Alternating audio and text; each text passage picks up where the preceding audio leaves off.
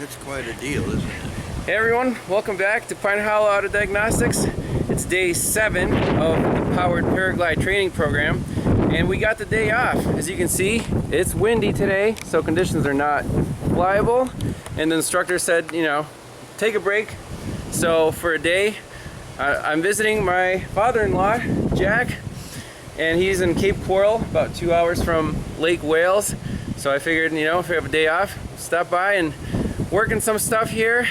Jack has actually been a commercial airline pilot for 30 years, right, Jack? Yep. 30 years, and retired in the early 2000s. So and how many hours do you have under the belt of commercial? 25,000. 25,000. Oh, there are some guys with more than that. Right. And I have like maybe 10 minutes. So I think I can learn a lot from Jack's experience. I mean, this is really humbled to have my father-in-law being a pilot, so I have to like continue the tradition, right, and stay in the air. But Jack said he's owned a lot of interesting smaller planes. I think a 1946 Piper Cub, right, and then the 46 Aronca Champ. Aronca Champ, and that's the one you took me up in Pennsylvania. And that was it. Also, like, you know, you're in this metal cage and you're up in the air, and I just have to trust that the pilot knows what he's doing. And you know, Jack did a fantastic job getting us up in the air and landing it. And yeah, so just visiting. And he also owns some interesting wheeled vehicles, English motorcycles, and his current daily driver is a, was it 98 Jaguar? Oh, 1998. Yes. Yeah. It's a beauty. XJ8, the long edition, the L, and it drives fine. It can make it to Pennsylvania, to Florida, and back. But it has some warning lights on the dashboard, something to do with traction control, ABS. So I figured, you know, have the scanners out, and we'll plug them in and see if we can figure the problem out before you head back to Pennsylvania. Well, one problem with the Snap-on Jaguar software is the oldest year is 2000, but this is a 1998, so we might have to try a different scan tool, but we can try 2000. And it's the, what was it, the XJ8L? 8. I don't know, XJ8L.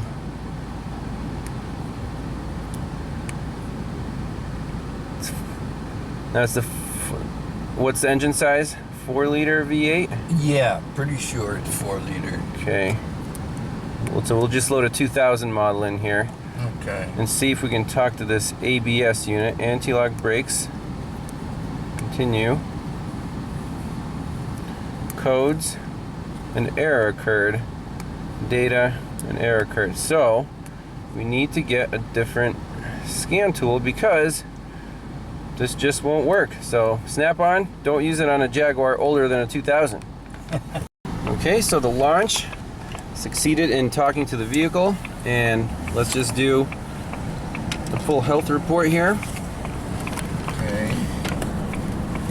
We'll scroll through the codes.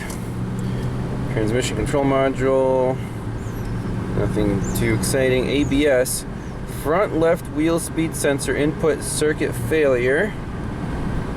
So I wonder if it's the wheel sensor or if it's something with the whole system.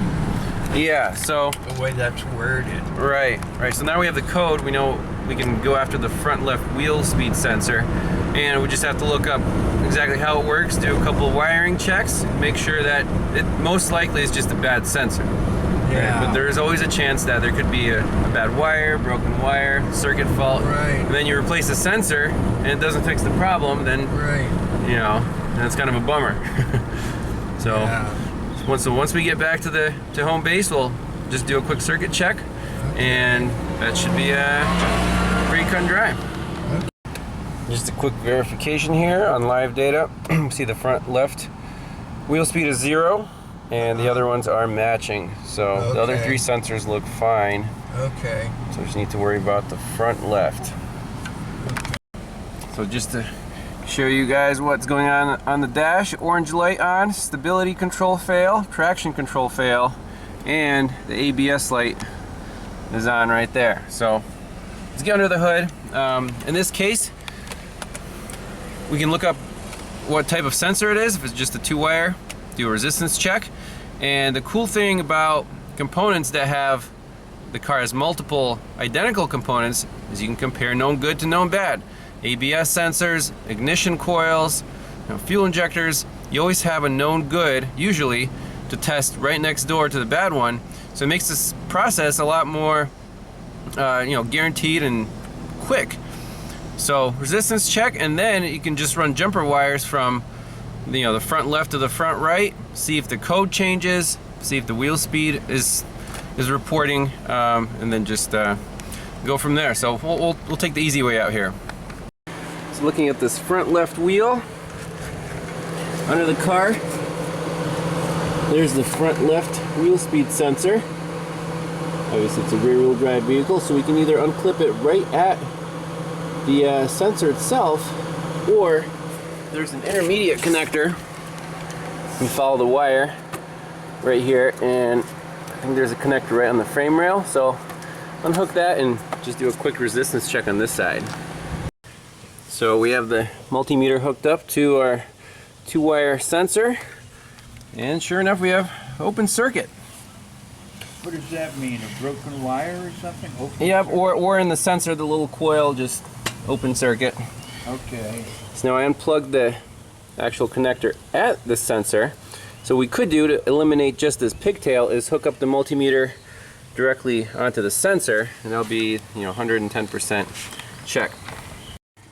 So the fastest way to eliminate the actual harness is to connect your AES wave adapters to there and just a jumper wire, and we have 0.5 ohms, so nothing wrong with the wire. The sensor itself is just an open circuit, so simple enough. So I need to buy a new sensor. The sensor, yeah, it's sold without the pigtail. You just unbolt it, 1 bolt, in and out. I could even take it out for you so you can match it up to the new one, make sure it's the right one, and then they'll pop it in for you in 1 minute. Alright, on the front right, doing a resistance check on a known good sensor. 1.2 kilo ohms, perfect. Now last check, we want to verify that the wiring integrity on that side is still good. It most likely is. However, you don't want to take any chances here, especially on a fancy European car. I'm going to be 100%.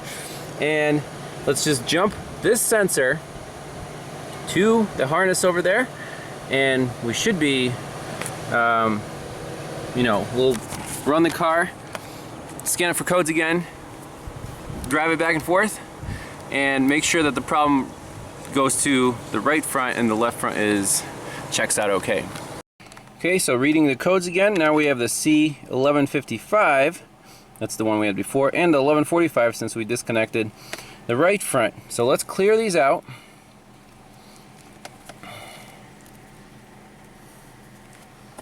Oh, exit current function, so you gotta go back. Clear fault memory. Succeeded. Read fault code. Now we have a front right wheel speed sensor input circuit failure, as expected. And now, all I want to do is look at the live data, and very quick check, doesn't take any time. Read data stream. We'll do select page, and not the brake switch, so okay. And then just drive the vehicle forward. And we expect the front right to stay at 0 and everything else to change. Let me try to minimize the glare.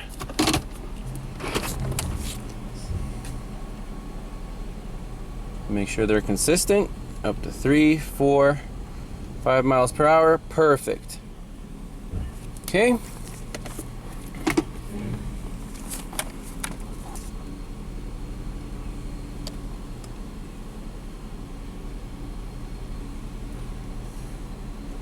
They're reporting exactly the same. And that's it. So harness is good, pigtail is good, the ABS module is good. Just need a new sensor. Cut and dry, but still, the same concepts apply, and you have to be thorough. So thanks a lot for watching, and stay tuned for more. See you in the next one. Bye-bye. Well, we're approaching the Gulf beaches, but it is a monsoon out there. You don't have to go to the ocean and go swimming.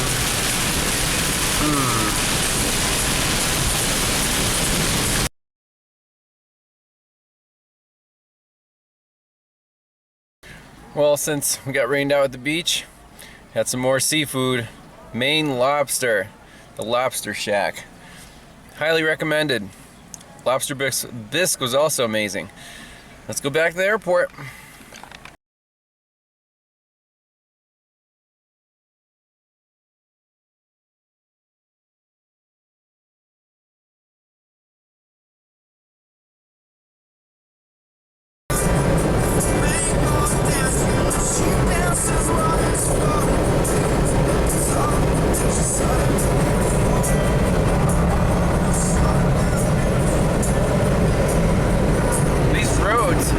State are actually quite nice. There's no traffic. Speed limit's 60. Pretty relaxed and just nice cruising through the middle of the state. So I guess we're about halfway through our road trip. So far so good. The second week is going to be mostly solo flights. The instructors want to get the students as many solo flights as possible before they take off on their own. You know, they leave the nest. So, looking forward to that. And see you in the next one. Bye-bye.